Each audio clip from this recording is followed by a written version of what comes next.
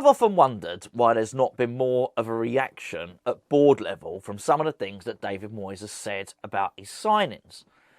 Now, I do this video now because I think we're at the end game. I think the final nail in the coffin over the last recent transfer activity has actually been the team that faced Fulham. Yesterday, I did a video totally arguing the case for selecting that team, why David Moyes did it, and it worked, and his trusted lieutenants, quelling dressing room mutiny, all of that stuff I absolutely get. However, I think you've got to separate the two. There's the team he's choosing to get to between now and the end of the season, and then the success or lack thereof of his transfer policy. Now, I think it's really important to remember, because whenever I do a few of these videos, particularly about his transfer policy, a lot of people bring up that he hasn't bought the players. Now, I think traditionally this has been the case.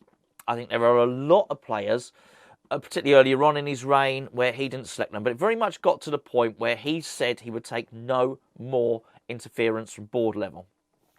We know it to be true because David Moyes says it. If you look back at that, I think it was the Diary of a CEO podcast, he very much says it in there. David Sullivan also lets it be known that the manager chooses the players. And it's also worth noting that Rob Newman was the manager's choice, of head of recruitment or whatever. So very much David Moyes says he has to sign off on all of these players. So that much we know. However, let's just go back before we get to this, that I think the final admission by the selection against Fulham that his signings and his transfers haven't worked.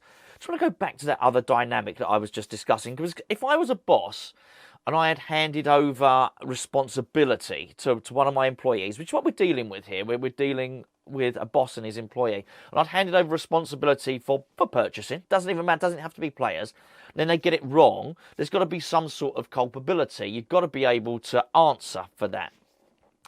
And I've often wondered, earlier on in the season, when he was saying players take a while to settle, players take a while to come into the Premier League and settle, I've often thought, if I was the owner, even if I'd sort of left it alone and didn't want to pick a fight ordinarily or early days, I'd still be looking at some of the other signings from the other clubs and thinking, well, he's done all right at that club.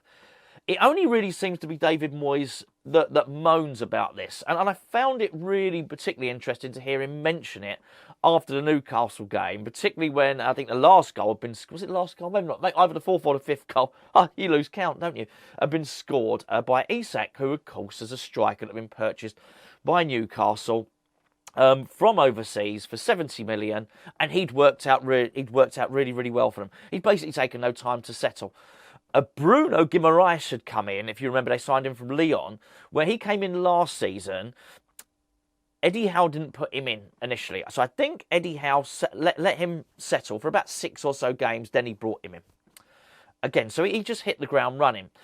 You could pick any team and any number of signings for those teams. You'd find one or two that took a while to settle, but by and large, the managers are not saying it takes players a long, long time to settle down to Premier League football. This seems to almost be exclusive to David Moyes. So I think that would annoy me if I was the owner. I think I'd be saying to him, well, how come everybody else is doing it? And how come, mate, bearing in mind we've given you 200 million, you're struggling? At this point earlier on in the season, it hadn't been. It was basically Danny Ings signing and taking it over 200 million.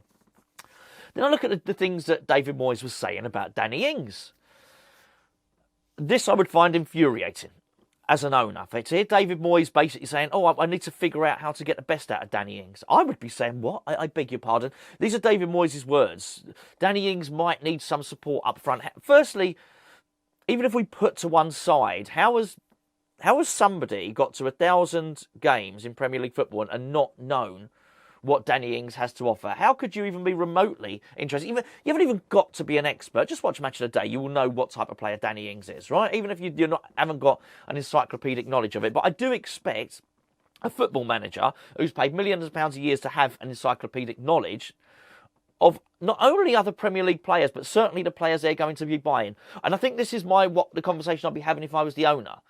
I'd be saying, why have we sanctioned this transfer if you don't know what to do with him? Why have we got him in? Why have we paid, depending on the website you read, between 10 and 15 million pound, plus a 3-year contract of over 100 grand a week? Why have we paid all this money Yet we've got him through the door. You've seen him in a couple of games. You've seen him in some training games. You're saying, you know what? I need to figure him out. Why has that happened?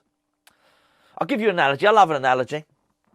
It's like you being the boss in a factory or something like that, and your line manager or somebody has said to you, to increase productivity, I need this machine.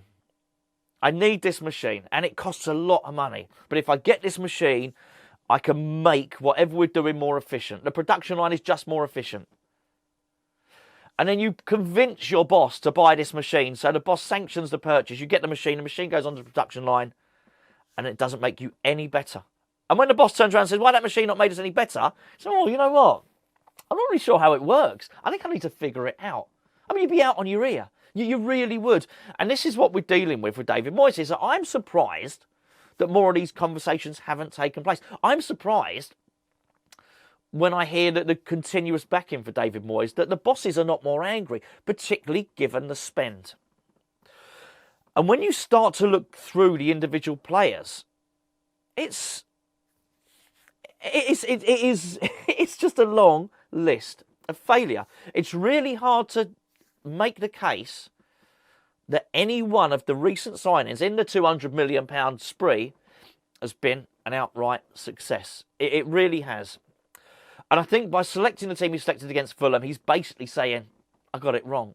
I got it wrong. And for that reason, even if you are his biggest admirer, David Moyes, for that reason, at the very least, even if you don't think David Moyes probably needs to go because of it, you probably would concede you can't give him any more money. I think that is the least.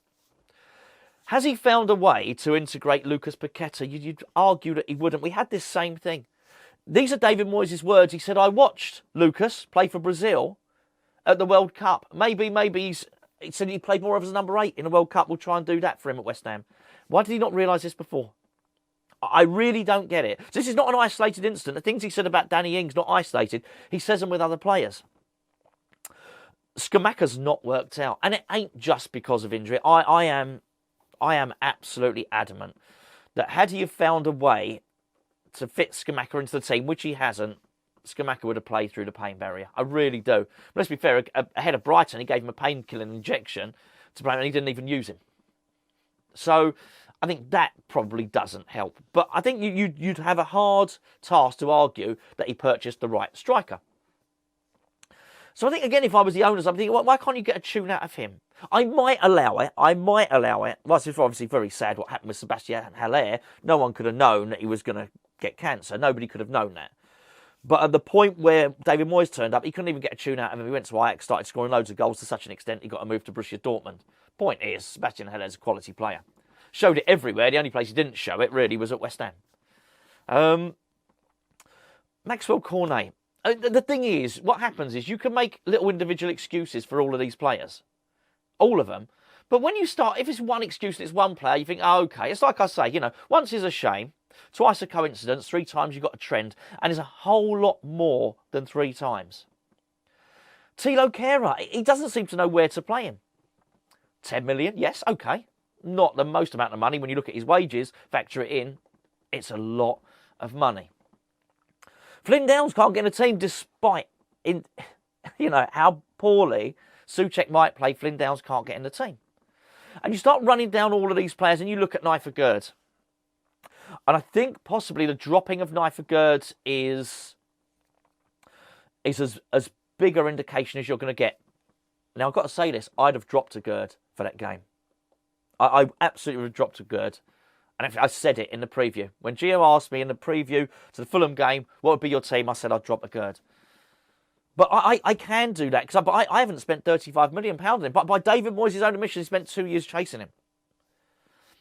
And he looks like when it comes down to the crunch, he doesn't fit. It's not good enough. He brought Emerson in. Again, by dropping Emerson. I mean, it's littered with them. It's absolutely littered with them. Another big story is, of course, Areola in goal. Not only has he chased Areola, he had a year to look at Areola on loan. Decided to purchase him, still doesn't play him. And now we hear he's chasing all manner of other goalkeepers. When you start to look at it, individually it doesn't look good. when you start to look at it collectively, it looks horrendous. And I think, again, if I was the one signing the cheques, writing the cheques, I'd be looking at David Moyes saying, I can't sanction a move for another goalkeeper. You need to make that one work. I'm adamant that Scamacca's leaving. These are unhappy players. He's spoken all season. What did he say? He said, I've got to break it. This is about West Ham. I've got to break it to rebuild it. Well, he did break it, but he couldn't rebuild it. And that's what he's done. He's reverted back to his tried and tested players. The only one, actually, to be fair, not the only one. Kurt Zuma was in the team. Okay, absolutely. But to be fair, no one else was left. Dawson had gone. Diop was gone. Balbuena was gone. There was no one else left to put in there. He had to play Zuma, right? That had to be done. There wasn't another centre-back left from his previous time at the club or from 2 seasons ago. Danny Ings, okay, well, he included Danny Ings in there, but I still think that is, bearing in mind everything that's happened, still struggling. Whilst he included Danny Ings in the team against Fulham, you would struggle to make a case that the Danny Ings signing has worked out. It doesn't look like Danny Ings fits into David Moyes' system. I don't blame Danny Ings. Almost nobody looks like they fit into David Moyes' system. And I think that's the worry. So even if you concede, or if you believe, let's say David Moyes keeps us up, let's say he does it with a couple of games to spare. Let's say we're up. What's the last 2 games? I think it's Leeds and Leicester. I might be wrong. But let's say it is. Let's imagine we're safe by the end of the Leeds game. And let's imagine we then go on and we win the Conference League. So you think, okay, he's kept us up. We finished in 15th or whatever the case may be. We win the Conference League. Even if you concede that David Moyes at that point should retain the job, and I don't, by the way. So I've been worn down by it this season, but now's not the time to go into it. And as I say, I don't blame him for changing the team in the way that he has. If we accept that he can't get the best out of his new signings, then and we concede that and we accept that, but we also want West Ham to stay up, then I agree with him going back to his older team, to the tried and trusted players, the non-mutinous mob, if you like. I agree with that. But for us to agree that that's the best thing to do, we have to accept he can't get the new players playing. So to go back to the point I was just about to make, if we finish 15th and we win the Conference League, and David Moyes keeps the job, we get to next season, and we get to the summer transfer window. And again, forget what you think. Look at that dynamic between David Moyes and the ownership. At that point where David Moyes turns around and he says, I need some more money because I need to rebuild the team, as an owner, you'd be looking at it thinking, well, hold on a second.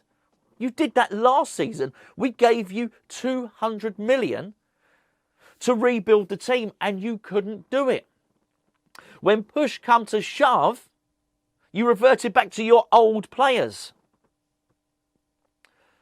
And I think at that point, once you accept that, whatever argument David Moyes gave back, I think you'd be very, very hard pressed to allow him to sign a single cheque. And if, and this is a big if David Sullivan was back here next season and he did want to retain David Moyes, and I don't want any of this stuff to happen, by the way, but I think I'd be looking at it, if I was David Sullivan, I think, well, you know what?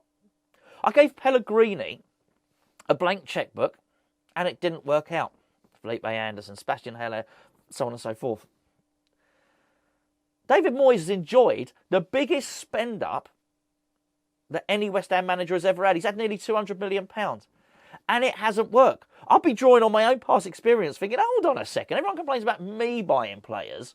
Any time I let that lot do it, they've lost £300 million. Obviously, some of it you get back. But let's be fair. In the same way that we lost loads of money on Haller, we lost pretty much 30 million on Felipe Anderson. You cannot say we're getting money back on Scamacca. We're not getting all our money back. We're not getting all our money back on Paqueta. Basically, everybody is worth less, I think. You'd have to go through them individually, but I think everybody is worth less. You might get one example, might get 2 examples, but by and large, the value There's no that ain't £200 million worth of players, but that's what we spent. That ain't now. The resale value's not that. And I think if I got to that and I was the owner, I was David Sullivan, I think, you know what? I'm going to start buying the players again.